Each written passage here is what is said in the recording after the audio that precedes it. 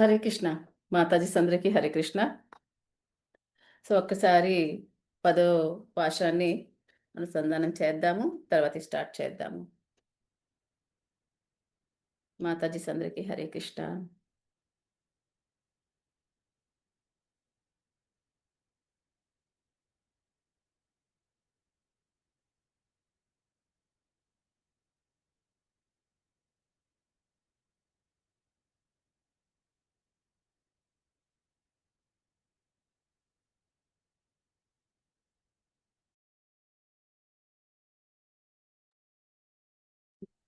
Okay, screen లో కనిపిస్తుందా అందరికి?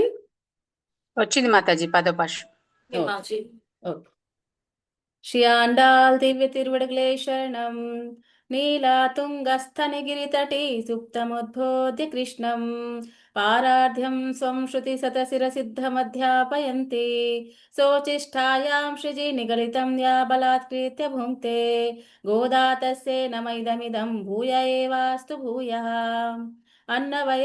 அன்னவயல் புதவே ஆண்டாளரங்கற்கு பன்னு திருப்பாவே பழபதியம் இன்னிசையால் பாடி கொடுத்தால் நற்பாமாலே பூமாலே சொடு கொடுத்தாலே சொல்லு சூடி கொடுத்த சுடு கொடியே தொல்பாவே பாடி அருள்வள் பல்வழிலாய நாடினி வெங்கடவரக்கண்ணே விதி என்னர் வெம்மாத்தம் நாங்க கடுவாவனமே நலக்கு కర్కటే పూర్వ ఫల్గుణ్యాం తులసీ కాననోద్భవాం పాండే విశ్వంభరా గోదా వందే శ్రీరంగనాయకిం మంగళాశాసన పరహే మదాచార్య పురోగమే సర్వేశ్చ పూర్వేరాచార్యః సత్కృతాస్తు మంగళం. శ్రీ గోపీ వేషధరాయ నమః.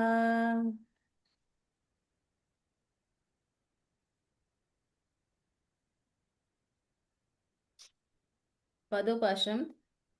நோற்று சுவர்க்கம் புககின்ன அம்மனாய மாற்றமும் சாராரோ வாஷால் திருவாதார் நாற்றதுளாய் முடி நாராயணன் நம்மால் பொத்த பரே தரும் புண்ணிய நாள் பண்டொரு நாள் குத்தத்தின் வாய் விளன் கும்பகரனும் தொட்டு முனக்கே பெருந்தெழில் தான தந்தானோ அற்றநந்தலுடியாயே அருங்களமே திற்றமாய வந்து திருவேலோரெம்பாவாய்.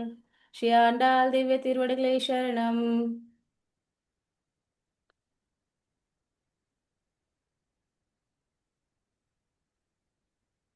ఓకే,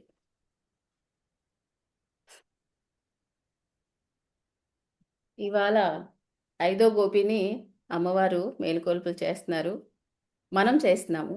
యాక్చువల్లీ 6వ గోపికని మేలుకొల్పులు అయిపోయాయి ఇవాళ, కానీ మన గ్రూప్లో ఇంకా మనం 2 పాశ్రాలు ఒకేసారి చేస్తున్నాం కదా. సో పాశ్రం ప్రకారంగా 5వ గోపికని మనం మేలుకొల్పులు చేస్తున్నాము. సో నిన్నటి గోపిక ఏ స్థితిని ఉంది, ఎవరైనా చెప్పగలరా? నిన్న చెప్పాను. హరే కృష్ణ. చెప్పండి. సమాధి స్థితిలో ఉంది. సమాధి స్థితిలో ఉంది. ఇంకొకటి పైగా చెప్పాను, సమాధి స్థితి, సమాధి స్థితి, శృతి ప్రజ్ఞ కదా, అది కూడా చెప్పాను కదా నిన్న. అంటే చుట్టుపక్కలంతా 9వ పాశంలో ఏంటుంది, ఫస్ట్ స్టార్టింగ్ చుట్టుపక్కలంతా దీపాలు ఉన్నాయి. ఆ దీపాలు లోపల లోపల ఉండే గోపిక పవలించున్నారు. మంచి మణులతో ఉండే ఆ భవనం మళ్ళీ మంచిగా పవలించున్నారు. ధూపము అన్ని సువాసన బయట పరిమళ మంచిగా వస్తుంది. అంటే మంచి వైభవాన్ని చెప్తున్నారు. అంటే ఎంతటిలాగా ఆమె చుట్టుపక్కంతా కూడా అంత ఐశ్వర్యము భోగ విలాసులు అన్నీ ఉన్నప్పుడు కూడా తను చాలా విరక్తగా ఆసక్తితో ఉంది. సో అది స్థితప్రజ్ఞ కలిగే వాళ్ళు భక్తులకి ఇలా ఉంటారనమాట. వాళ్ళు లోకమంతా బయట ప్రపంచం భౌతిక ప్రపంచంలో ఏమి జరుగుతుందో ఏంటో ఏమి కూడా వాళ్ళకి తెలీదు. ఏమి కూడా మాటలు రానట్టుగా సమాధి స్థితిలో ఉన్నట్టుగా ఉంటారు. సో అది నిన్న చెప్పుకున్నాము.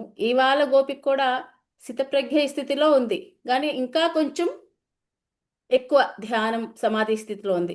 ఎందుకంటే కృష్ణుడే ఈమె పక్కనే భవనంలో ఎదురు ఇల్లు భవనం కూడా పక్కపక్కనే ఉందంట. సో పక్కపక్కనే ఉంది కాబట్టి ఈ గోపికలందరూ కూడా అనుకుంటున్నారు కృష్ణుడి దగ్గరికి చేరాలని వ్రతం చేస్తున్నారు. కానీ ఈమెమనుకుంటుంది కృష్ణుడే నా దగ్గరికి వస్తాడు అని ఆ భావంతో హాయిగా పడుకుందంట. అంటే ఆ, పక్కపక్కనే భవనం కాబట్టి ఎదురు రోజు కలుసుకున్న వల్ల కృష్ణుడు ఈమెకి చాలా ఇష్టం. ఈమెకు చూడాలంటే ఒకే గోడ కాబట్టి ఆ గోడ దూకేసి వెళ్ళి ఆ, తనకి చూసొచ్చి తనతో మాట్లాడేసి వస్తుంటాడంట. ఆ, మాతాజీ మ్యూట్లో పెట్టుకోండి. అతి పరిచయాత్ అనాదరం అంటారు. అంటే ఎక్కువ పరిచయం ఉంటే అనుజ మాతాజీ మ్యూట్లో పెట్టుకోండి ప్లీజ్. అతి పరిచయాత్ అనాదరం అంటారు. అంటే ఎక్కువగా పరిచయం ఉంటే ఎక్కువగా ఎవరైనా ఇంటికి వెళ్తూ ఉంటే రెస్పెక్ట్ ఉండదు అంటారు. అలాగా ఈమె పక్కనే కృష్ణుడు భవనం ఉంది కాబట్టి తనకు ఒక దిశ అనమాట, కృష్ణుడే నా దగ్గరికి వస్తాడు అంటే అంతటలాగా భక్తిలో అంత హై లెవెల్లో ఉందన్నమాట ఈమె. ఇక్కడ మళ్ళీ పాశ్రంలో ఇవాళ నొట్టు స్వర్గం. నొట్టు స్వర్గం అంటే నొట్టు అంటే ఆ, నోము పూర్తి అయింది దాని మీనింగ్. సో ఒక్కొక్కటి మన మీనింగ్ ఇక్కడ ఆ, ఆస్వాదిస్తూ ముందుకు వెళ్దాం. స్వర్గకం అంటే ఆ, స్వర్గంలాగా సుఖాన్ని పొందుతున్నావు అని బయట గోపికలు అంటున్నారు. ఇక్కడ స్వర్గం కోసం ఏం చెప్పారు? స్వర్గం అంటే మనం ఏమనుకున్నాము, ఎవరైతే స్వర్గంలో ఒకసారి వెళ్ళిన తర్వాత మళ్ళీ కిందకు వస్తారు. సో అది శాశ్వతమైన సుఖం కాదు కదా.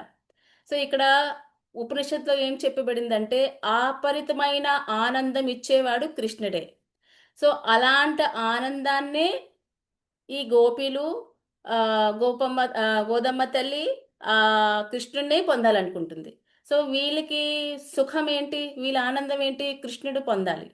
సో వీళ్ళకి స్వర్గం ఏంటి, ఇప్పుడు స్వర్గము నరకము. స్వర్గంలో ఏంటంటారు అంటే అన్ని సుఖాలు అన్ని వైభవం ఉంటుందో దానికి స్వర్గం అంటారు. కష్టాలు ఉండిన దానికి నరకంలా అంటారు. మనం కూడా ఏదైనా ఎప్పుడైనా మాటలు అంటాం కదా, అబ్బా ఏదైనా నచ్చింది అనుకో, బాగా ఆనందంగా ఉందనుకో, స్వర్గంలా ఉంది అని అంటాం. అవునా? అంటే మనకి నచ్చేది ఏదైతే ఉందో దాంట్లో ఏదైతే మన ఆనందాన్ని పొందుతామో అది స్వర్గం. సో ఇక్కడ స్వర్గం అని వర్డ్ వచ్చింది కదా, స్వర్గం అంటే స్వర్గం కాదు. వీళ్ళకి స్వర్గం ఆనందం అని అంటే కృష్ణుడిని పొందడమే వీళ్ళ స్వర్గం. సో అట్లాంటి సుఖాన్ని అమ్మవారు ఇక్కడ చెప్తూ మేలుకొల్పులు చేస్తున్నారు. సో స్వర్గంది ఇక్కడ మీనింగ్ అది. స్వర్గం అంటే ఒక ప్రియుడు ఒక ప్రేయసి కోసం ఆలోచించటం, ప్రేయసి ప్రియుడు కోసం ఆలోచించటం ఎలాగ ఆనందాన్ని కలుగుతుందో వాళ్ళిద్దరికీ, అలాగే భగవద్భక్తులకు కూడా భగవంతుడి కోసం ఆలోచించుతుంటారు, ఎల్లప్పుడూ ఆనందాన్ని పొందుతూ ఉంటారు. ఎప్పుడు నిత్య విస్మరణ వల్ల ఆనందాన్ని పొందుతూ ఉంటారు. సో భక్తుల హృదయంలో భగవంతుడు భవనం కట్టి ఆ భవనంలో నివసిస్తుంటాడు. ఆ జీవుడితో నిరంతరంగా ఉంటాడు. సో ఆనందిస్తూ ఉంటాడు భవనంలో. సో అలాంటి యోగ్యత కలిగి ఉంది ఈనాటి గోపిక. ఓకే, సో గోపిక కోసం మనం ఇవాళ గోపిక స్థితి ఏంటి దానికోసం ఇప్పుడు తెలుసుకున్నాము. సో ఫస్ట్ లైన్ నోట్టు సువర్గం పుగగిన్న అమ్మనాయ. ఇప్పుడు మనం వెళ్ళిపోతాం, మేల్కొల్పులు చేద్దాము అమ్మవారితో కలిసి. సో అమ్మవారి పాశాన్లో ఫస్ట్ లైన్ ఏమంటారంటే నొట్టు సువరకం పుగగిన్న అమ్మనాయ్ అంటే అమ్మ నువ్వు ఎంత గొప్పదానివంటే స్వర్గ సుఖాలతో తేలి ఆడుతూ శ్రీకృష్ణ అనుభవాన్ని నీ హృదయంలో నిండుగా ఉంది. అలాంటి గొప్ప అమ్మనాయ్ అంటే ఒక స్వామిని అంటే ఒక యజమానురాలివి. అంటే నువ్వు చాలా హృదయం అంతా నీకు కృష్ణుడే ఉన్నాడు కదా. సో అలాంటి కృష్ణుడు ఆనందంతో పొందే నువ్వు ఒక యజమానురాలివి, అంటే స్వామిని. అంటే ఇక్కడ ఏమన్నారు, అమ్మనాయ అంటే యజమానురాలివి, ఒక స్వామిని అని చెప్పి ఇక్కడ పిలుస్తున్నారు. నొట్టు స్వర్గం ఏమన్నారంటే ఇప్పుడు వీళ్ళంతా ఏం చేస్తున్నారు, నోచుతున్నారు ఎవరి కోసం, కృష్ణుడు కావాలని. సో వీళ్ళకి ఏమని భావం వచ్చిందంటే, మేమందరం కూడా నోము నోచుటాకు వచ్చాము. నువ్వు బహుశా ఇంకా నువ్వు నోము నోచేసావా ఏంటా అంటే, నోము నోచే ఫలితం ఏంటి? కృష్ణుడిని పొందటం. అయితే నువ్వు నోము నోచేసావేంటి అని వీళ్ళకి సందేహం వస్తుంది. ఎందుకంటే కృష్ణయ్య లోపల ఉన్నాడేమో, హాయిగా పడుకుంటుంది కదా. సో హాయిగా పడుకుంటుంది. సో వాళ్ళకి ఒక సందేహం వచ్చింది. ఇంత హాయిగా నువ్వు పడుకున్నావు అని అంటే నువ్వు నోము నోచేసే ఉంటావు. నీ నోము నోచిన ఫలితం ఏంటి? కృష్ణయ్య. సో కృష్ణయ్యని నువ్వు పొందేశావు, అందుకే నువ్వు ఇంత హాయిగా పడుకొని ఉన్నావు ఓ నాయకురాలా అని సంబోధిస్తూ ఆమెని మేలుకొల్పి చేస్తున్నారు. అంటే ఈ గోపికకి నాయకత్వం లక్షణాలతో ఉన్నాయి ఆమె అనమాట. సో అందుకే తిన్ని ఒక నాయకురాల్లాగా సంబోధిస్తూ పిలుస్తున్నారు. ఒకసారి మాతో మాట్లాడొచ్చు కదమ్మా, నువ్వు తలుపు తీసినట్టుగా ఉంటే లోపల కృష్ణుడు ఉన్నాడని తెలిసిపోతుందని, రహస్యం పడిపోతుందని సిగ్గుపడి భయంతో తలుపు తెరవట్లేదు కదా నువ్వు. ఒక్కసారేనే తలుపు తీయమ్మా అని చెప్పి ఫస్ట్ లైన్లో వాళ్ళందరూ మేలుకొల్పులు చేస్తున్నారు. తలుపు తీస్తే ఎక్కడైతే శ్రీకృష్ణుడు అనుభవాన్ని ఆటంక పడిపోతుందని అనుకుంటాం కదా అని మాకు కృష్ణుడికి అంటే ఎక్కడైతే తలుపు తీస్తే నీకు కృష్ణుడికి ఏదైతే అనుభవాన్ని నువ్వు అనుభవిస్తున్నావో దాంట్లో ఆటంక పడిపోద్దని నువ్వు తలుపు తీయట్లేదా? మాతో మాట్లాడట్లేదు కదమ్మా నువ్వు, ఒకసారి తలుపు తీయమ్మా అని చెప్తున్నారనమాట. అంటే ప్రియురాలు అయినా అప్పుడు వీళ్ళు అంటున్నారనమాట, కానీ మాకు కృష్ణుడి కన్నా నువ్వే మాకు ఇష్టం. ఎందుకంటే కృష్ణుడికి ప్రియురాలువైనా నువ్వు అంటే మాకు ఇష్టం. నువ్వు ఒక్కసారి మాట్లాడొచ్చు కదా. నువ్వు ఒక్కసారి మాట్లాడితే మాకు ఎంతో హాయి అనిపిస్తుంది. మాకు అందరినీ కూడా నువ్వే ప్రధానము. అందుకే నువ్వు ఒక్కసారి మాట్లాడమ్మా అని వీళ్ళందరూ కూడా గోదా గోష్ఠి వీళ్ళందరూ కూడా మేలుకొల్పు చేస్తూ అడుగుతున్నారనమాట.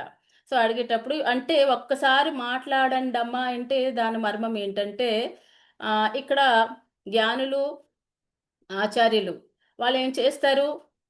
వాళ్ళు మాటల ద్వారాగే కదా మనలో ఉండే అజ్ఞానాన్ని తొలగించి మనకి ఆత్మజ్ఞానాన్ని, ఆత్మస్వరూపాన్ని చూపిస్తారు.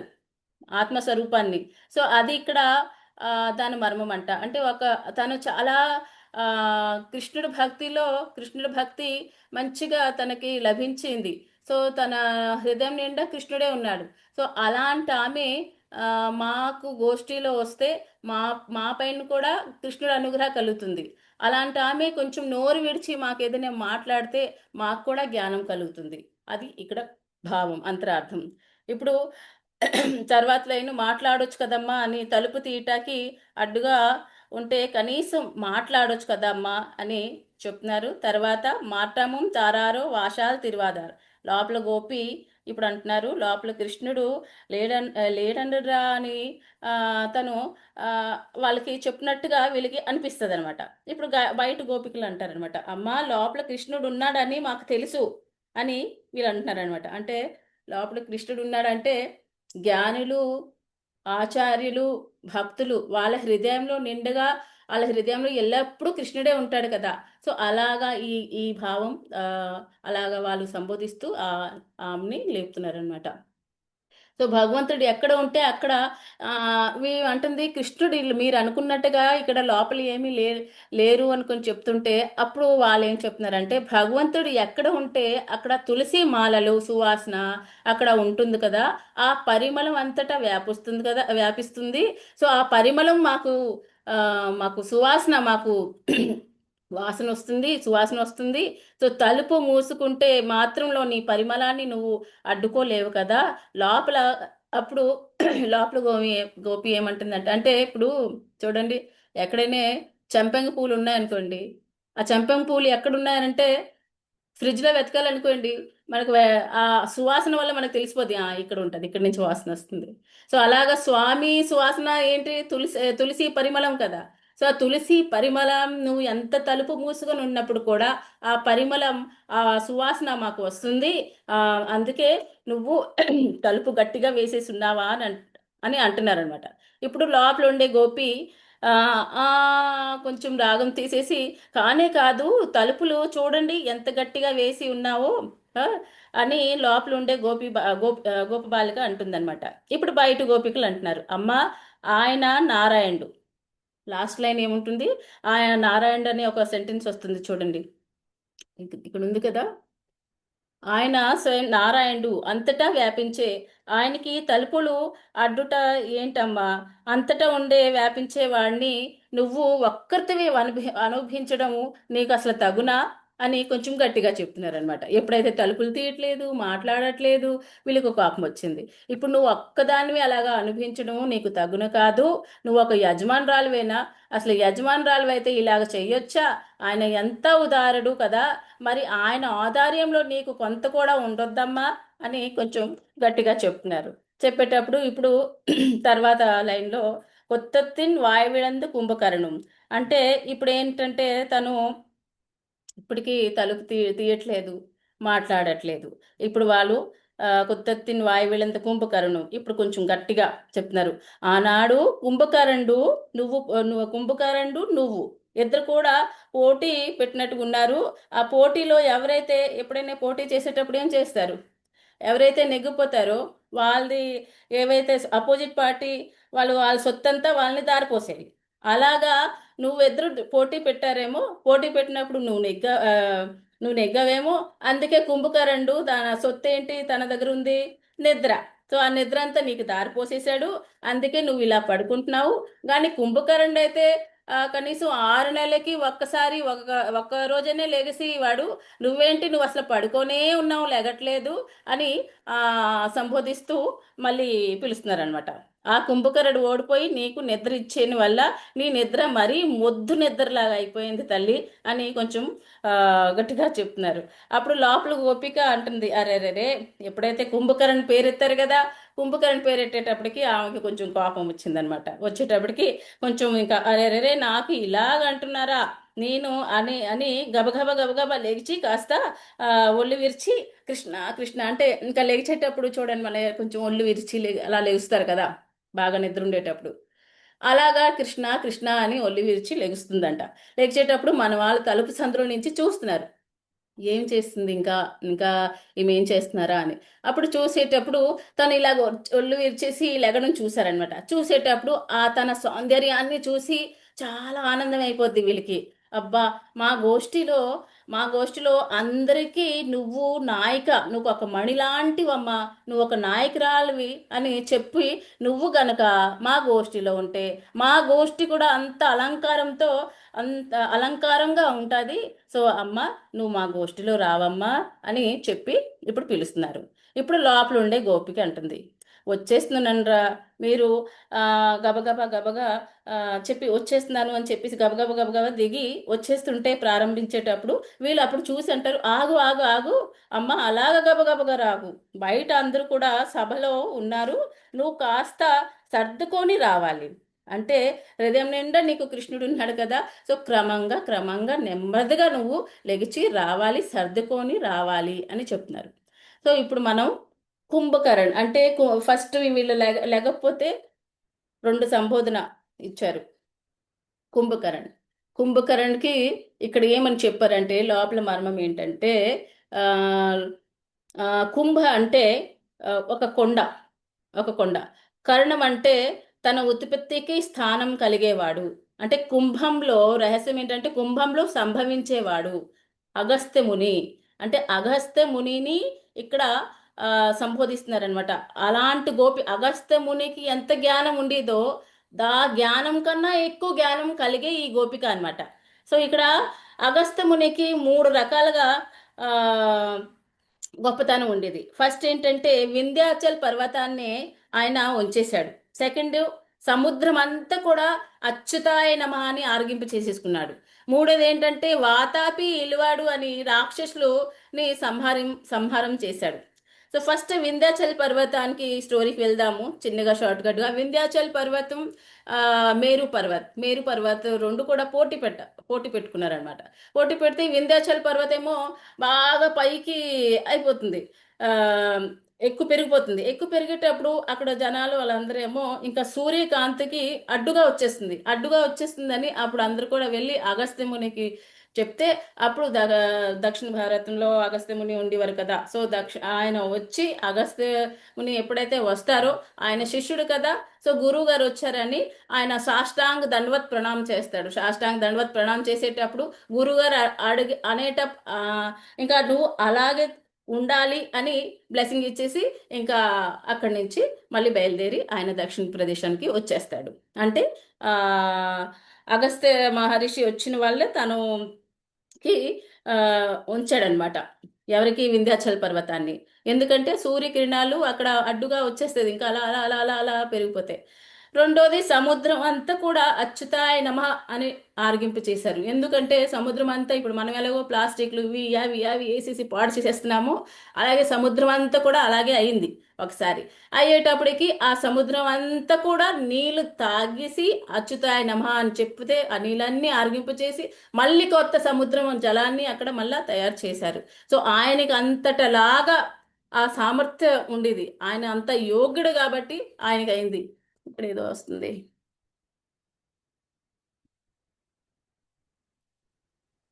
సో మూడోది ఏంటంటే వాతాపి ఎలివడు అని రాక్షసులు ఉండేవారు. వాళ్ళని సంహారం చేశారు. ఎలా చేశారంటే వాతాపి ఎలివడు చాలా వాళ్ళు రాక్షసులు అనమాట. వాళ్ళు ఏం చేసేవారంటే ఆ అరణ్యంలో ఉండి వాళ్ళిద్దరూ ఒక బ్రాహ్మరులాగా మారిపోయిన తర్వాత అక్కడ వెళ్ళే జనాలందరినీ కూడా భోజనాలు పెడతామని పిలిచేవారు.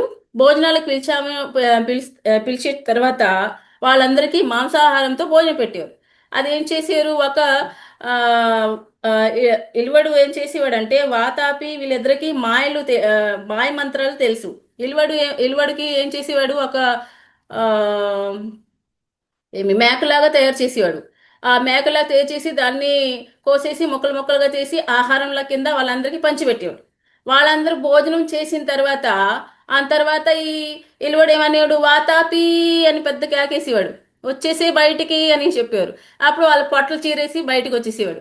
వాళ్ళ చనిపోయేవారు. చనిపోయిన తర్వాత వాళ్ళందరినీ కూడా వీళ్ళు ఏం చేసేవారు? ఇంకా తినేసేవారు. సో ఈ విషయం జనాలందరూ అగస్త్య మునిని చెప్పారనమాట. అగస్త్య మునిని చెప్పేటప్పుడు అగస్త్య మహర్షి వచ్చి అంటే మాకు రక్షించండి, ఆ రాక్షసులు ఇలా చేస్తున్నారు.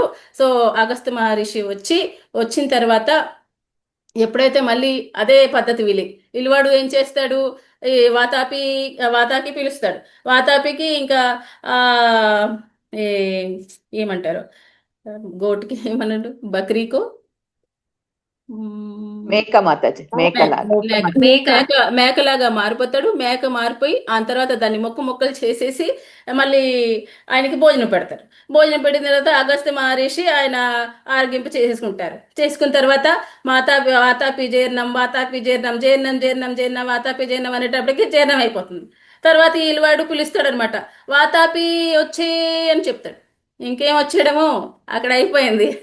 సఫా అయిపోయాడు, జీర్ణం అయిపోయింది. రానప్పుడు ఇంకా ఇలివాడు చాలా బాధపడతాడు.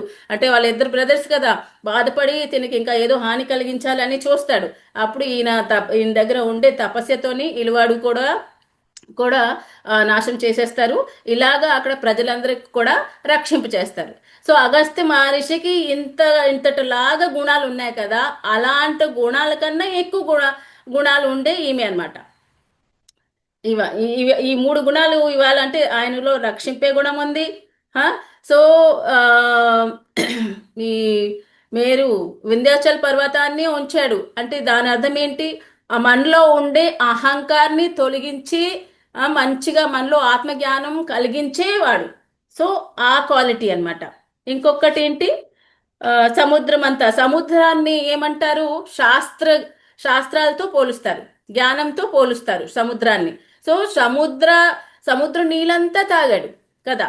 సో దాని అర్థం ఏంటంటే, మర్మం ఏంటంటే జ్ఞానులు ఆచార్యులు శాస్త్రాల జ్ఞానాన్ని వాళ్ళు గ్రహిస్తారు.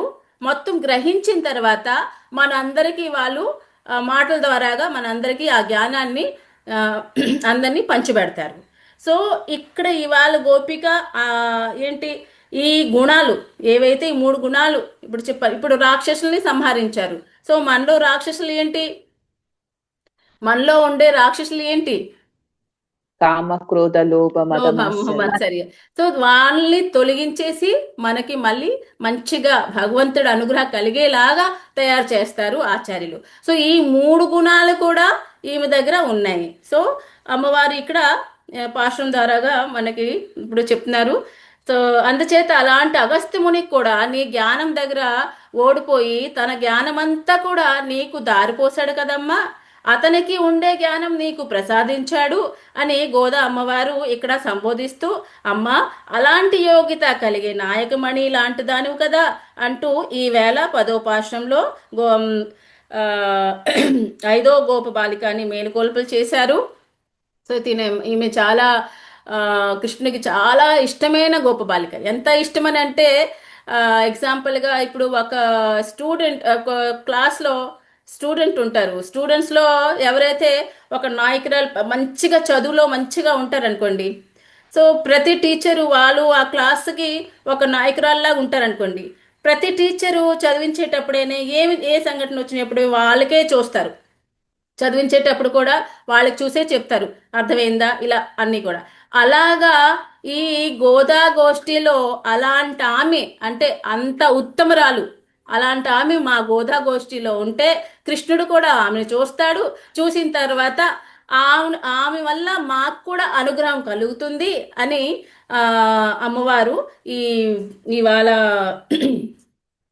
5వ గోపికని మేలుకొల్పులు చేస్తూ, అమ్మ నీలాంటి ఆ, ఆ, మంచిగా కృష్ణుని పొందే కృష్ణ అనుగ్రహాన్ని పొందావు కదా, సో నీ వల్ల మాకు కూడా పొందుతుంది, మా గోదా గోష్ఠిలో కూడా నువ్వు రావాలి అని కలుపుకొని ముందుకి ఇంకా మళ్ళీ సాగుతున్నారు. తర్వాత 11వ పాశ్రంలో ఆరో గోపికని లేపుతారనమాట.